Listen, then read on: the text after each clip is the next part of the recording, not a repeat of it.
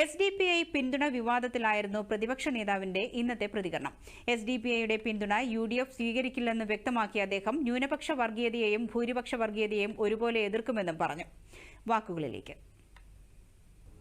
ഭൂരിപക്ഷ വർഗീയതയെയും അതുപോലെ തന്നെ ന്യൂനപക്ഷ വർഗീയതയെയും കേരളത്തിലെ കോൺഗ്രസും UDFും ഒരുപോലെ എതിർക്കും.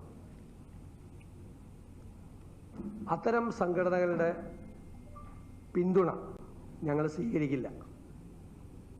ഇപ്പോൾ SDPI UDFിന് നൽകിയിരിക്കുന്ന പിന്തുണയെ ഞങ്ങൾ ആ പശ്ചാത്തലത്തിൽ തന്നെയാണ് കാണുന്നത്.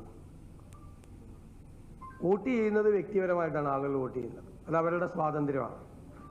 അവർക്ക് ഇഷ്ടമുള്ള രീതിയിൽ വോട്ട് ചെയ്യാം. എല്ലാ ജനവിഭാഗങ്ങളും UDFിന് വോട്ട് ചെയ്യണം എന്നാണ് ഞങ്ങളുടെ ആഗ്രഹം. പക്ഷേ സംഘടനകളുടെ കാര്യത്തിൽ ഞങ്ങളുടെ തീരുമാനം ഇതാണ്. ആ പശ്ചാത്തലത്തിൽ തന്നെയാണ്, ഈ തീരുമാനത്തിൻ്റെ പശ്ചാത്തലത്തിൽ തന്നെയാണ് ഞങ്ങൾ SDPIയുടെ പിന്തുണയെയും കാണുന്നത്.